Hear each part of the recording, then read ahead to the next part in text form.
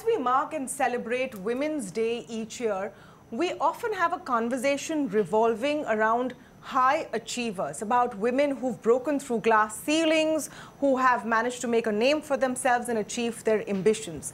But one very important aspect that perhaps falls by the wayside in these conversations is how crucial financial independence is to each and every woman.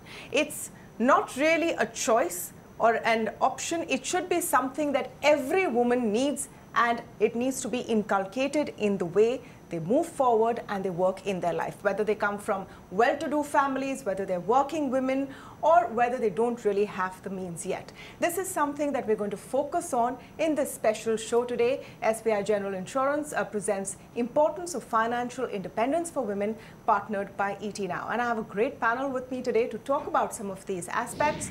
I'm joined by Shefali Khalsa, Head Brand and Corporate Communications at SBI General Insurance. Sudha Menon, author, is joining us today on the show. I'll also be speaking with Dr. Kamna Chibbar, clinical psychologist and head of mental health at Fortis Healthcare, and Patricia Narayan, MD of Prasann Catering Services, who has a great story to share with us as well. Thank you to all of you for speaking with us today on the show. Great to have you here. Shefali, let me just begin by getting your perspective on the premise I set in the introduction of the show, of how this is a part of the conversation that sometimes goes missing. Even as we talk about the improvement in women's education, more women in the workplace, they're moving ahead. But why financial independence is a key component to this entire picture? I would say India has progressed, but I would say it is also at the cusp right now. So while we are talking about India in 2021, there are still some stats that actually signifies this, that the worldwide women workforce is about 38 to 40%, but in India we are still about 22-23% of women workforce overall. I would say financial independence is just not having a working woman, but the financial independence overall is how you believe having that personal freedom. So whether it's a working woman who manages her investments and tax filing, etc., or a homemaker who manages her budget throughout the month, there is this innate trait of managing money for every woman. I would also like to mention that from my point of view, there is a way that we can find a solution to increase this definition or the penetration of financial independence better by introducing investments and insurance in the school curriculum. Yeah. And we can also bring about a practical session in colleges, which is more of a pseudo investment or insurance claiming, that will also bring in, or rather remove that fear of having this subject as more complex. That's the thing. There is so much of fear with the idea of financial investments, of we don't know what it means. So it's best left to the father, the husband, or the men of the house. And why do you think it's important to break that barrier, and how could it be done? Let me take that question to you again, Shefali. I would partly agree to this because with me, in my 14 years of marriage, I have been the one who is taking all the insurance policies. So I would want today's Indian women to take this as an inspiration that it is not really a complex subject. It is all about the surroundings that we have grown up. It is the content that we have consumed so far. I think that has to evolve. It is more of a mental block. That we believe that it is complex, while also with the fact that investment and banking is considered as complex, insurance is considered as 2x complex. But it is all about how you absorb that, make it more practical. In fact, there are brands, insurers who are trying to make not just the buying journey simpler, but also the products which are simpler, easy to understand and easy to buy. So I think we are definitely going to evolve in this. The importance of what it means to be financially independent. I think we should talk about that. Why is it important to be financially independent? It's not just so that you have agency, you have choice to buy what you want without asking someone else. And here, Sudha Menon, she's a prolific writer. I want to quote from one of your books where you say, the most important thing for a woman anywhere in the world is to be able to live a life of self-respect and dignity. At the essence of it Is that what financial independence is about? I think so. I think so. Because when a woman has her own means, when a woman has control on what she has, what she owns, it is very, very important for women to have assets of their own. Because when she has assets, she gets control on her, on not just her life, but she gets a chance to say what happens in the rest of her family, in the rest of her community. Her voice is noted many times, and even now, even in urban India, there are lots of untold stories of women who have everything ostensibly, but nothing because they don't have control over their assets. A woman who has money or a woman who has means can send her children to school, send her girl children to school, and I'm talking not about urban pockets, I'm talking about the vast rural pockets of India. Girl children don't go to school because the men take the decisions. And when women take decisions with money on their side, their health is better in that community. Girl children go to school more. There is more hygiene. Overall, the community itself develops much faster. And on a personal side, just as a woman who has some means of her own, she escapes this entire net of abuse and just not being taken seriously about anything. So if you have the means, if you have ownership of asset, if you have a job, if you have a house, and to protect yourself. Absolutely. To spend on your safety, your health, and those around Absolutely. you. Dr. Kamla Shibbar, what is the impact of that on a way a woman perceives herself, the way society perceives herself, and her emotional health as well? Very profound impact. For women who have financial independence, we have seen there are enough indicators to suggest that they end up having a better sense of self, an enhanced sense of who they are, what they want to move towards, and they can feel that sense of control, a sense of direction. And it makes a huge impact on the levels of their own confidence, their self-esteem, how much they believe they have the agency to be able to bring about the kind of changes that they do desire.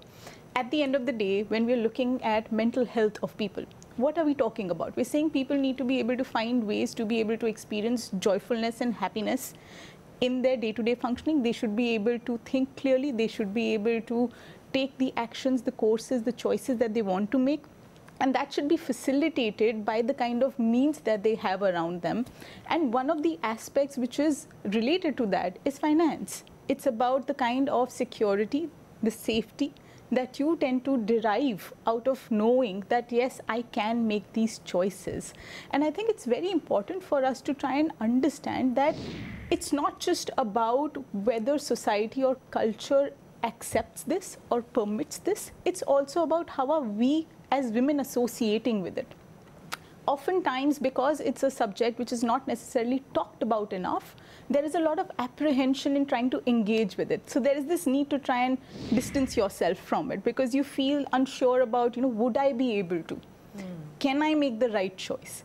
A lot of times you would want to deny, say that, what, I don't want to even look at it. There's a lot of fear. Let my father look at it. Let my brother look at it. Let my husband look at it. My partner look at it. While we're talking about what financial independence can do for a woman, I must go across to Patricia Narayan, who has a really amazing story to share and something which would probably give hope to so many. Patricia, so glad you could join us on the show today. Patricia Narayan started her journey towards financial independence from a small stall in Marina Beach, and then now has worked up to a sizable business today in the restaurant space.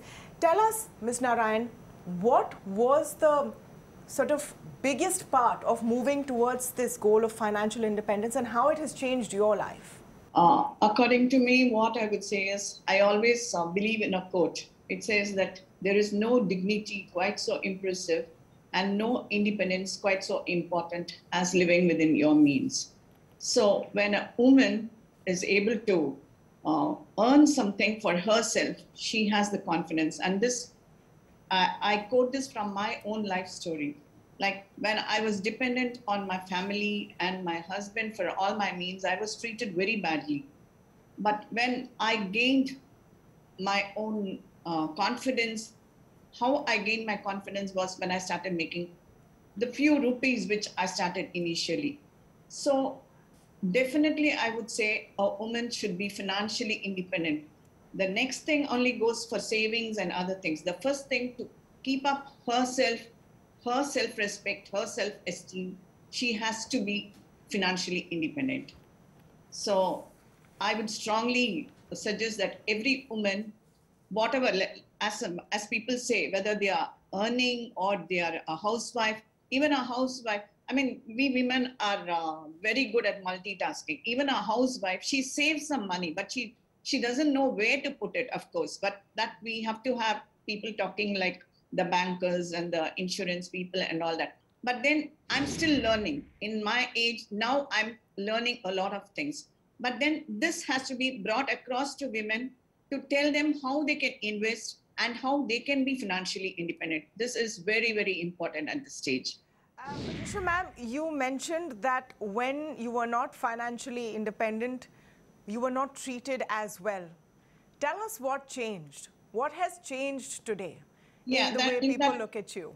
In that case, I have to tell you a little bit of my story. See, yes. Mine was a civil marriage. I went out of house and all that was different. But my husband was a total, he was an alcoholic, he was a drug addict and all that, which I did not know prior to my marriage.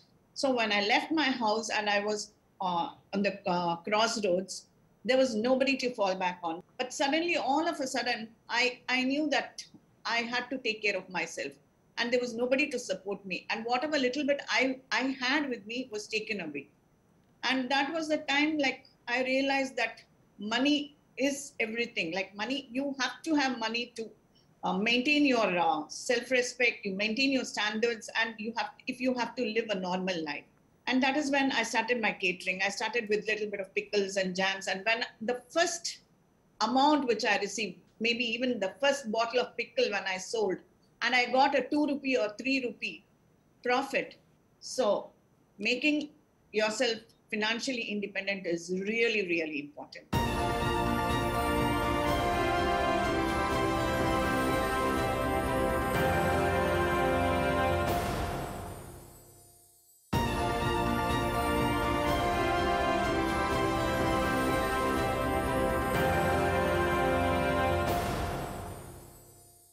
Let me come to you on this aspect, Shefali, about planning for a future. You know, like you mentioned, India anyway has very poor insurance penetration. Yes. A large part of our population is figuring out their next meal, their next month, their next payment. Why is it important, and how do we inculcate the aspect of thinking about the future, and especially for women who sometimes don't want to even prioritize things like health insurance, where their own well-being comes in? If they have some money, it's for everyone else. How do we change that? Yes, I would say overall the insurance penetration, not just life, but general insurance per se, the penetration is very low. In India, it is almost 1%. Compared to the evolved markets, it is much higher. So and in fact, further funneling down, I would say the male-female skew, there's a large gap. It's a very significant gap. One way, as I mentioned, we should also include the investment in insurance, as a part of the school curriculum, and also the practicals in the college. That can help.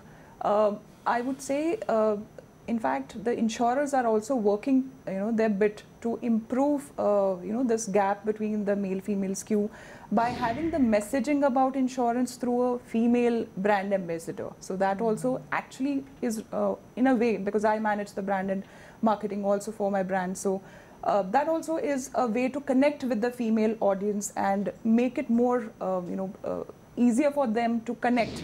But still there is a lot that we can do, while India is putting a deliberate effort that mandating to have woman director, at least one woman director on board. That is one deliberate step to increase this workforce. On the hindsight, there is only 13% of the women directors in the listed companies. So that's one side of this. Beyond that, there are stats. I would say that while we want to progress, but it is not a leapfrog that we are able to take. It is a very slow crawling that we are taking. So there are some stats which also supports that women leadership percentage in India has grown only by 0.5% from 2014 to 2019. So it was 3.2%, it has moved to 3.7%. So needle has to further move. There's a lot that I'm sure while we look at the metro and urban segment, the picture is quite different. Yes. But from the rural segment, it's a hard fact that, you know, internet access by rural women is still 33%, while in urban it is 51.1%. And when we talk about a women force in India, about 20 to 23% is the stats that support.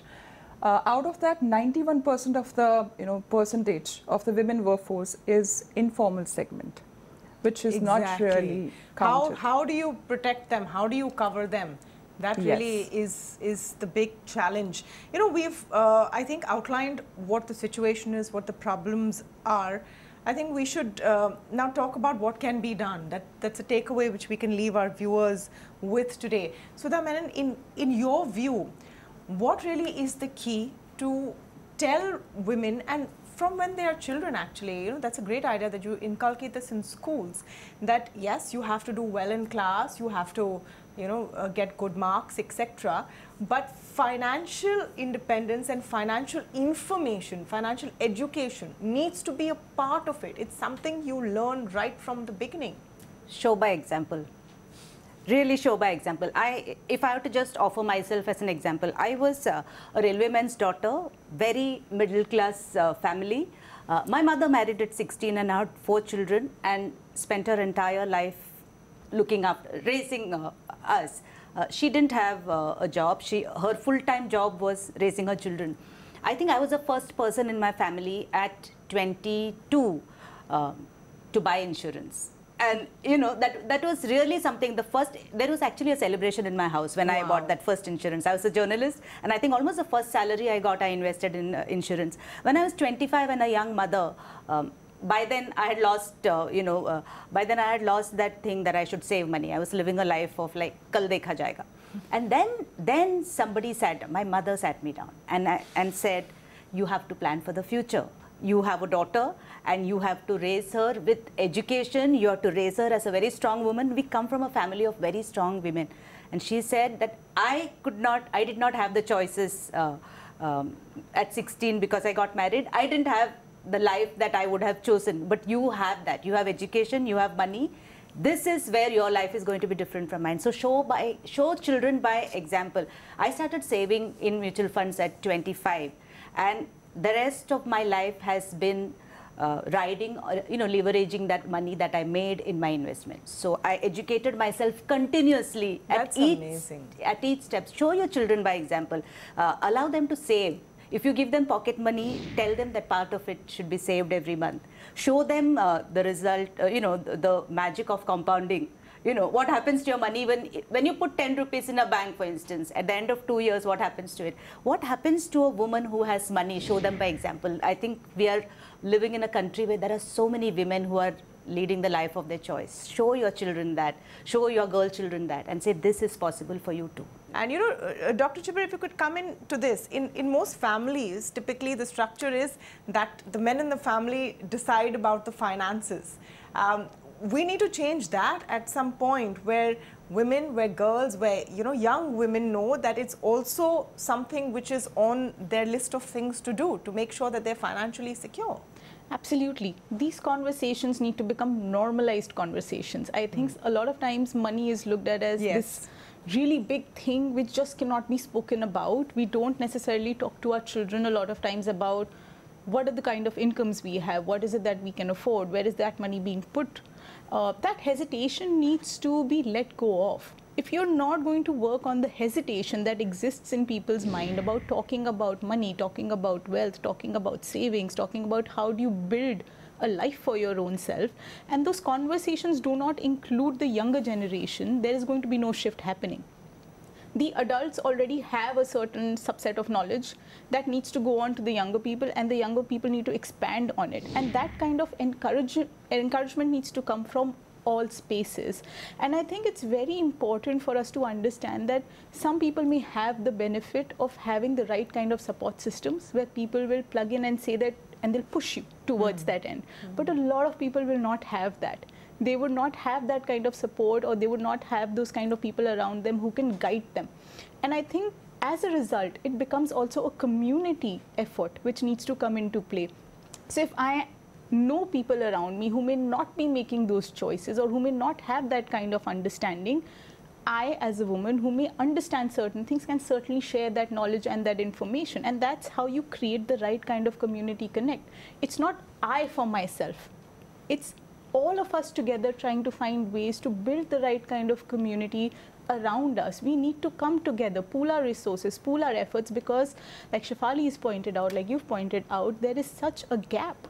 It has to be our individual responsibility as members of community to come together to bring that change. That's the way forward. Patricia, you know, as we're talking about what is the kind of advice we can give to people watching this, what would you like to add? What is the kind of lesson you would want people to take away from your own journey? Okay, like if I have to share something, to tell you the fact, I was running away from the insurance people, I told you.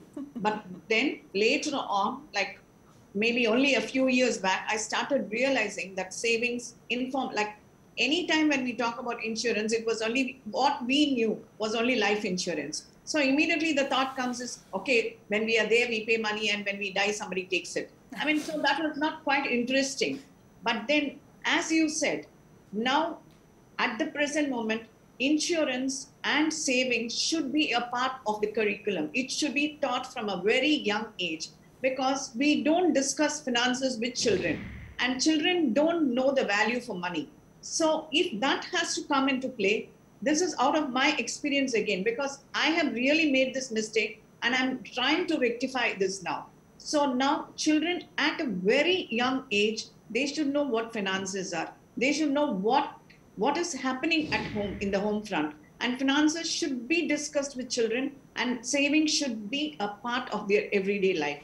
This is precisely what I wanted to say, and thanks for giving me the opportunity. Thank you so much. Thank you so much once again, Patricia, for joining us and telling us about your story. It's truly inspirational. Thank you. I want to thank everyone for joining us on this fantastic discussion today, and I want to thank all of you viewers as well for watching the SBI General Insurance Presents Importance of Financial Independence for Women, partnered by ET Now. Thank you for watching.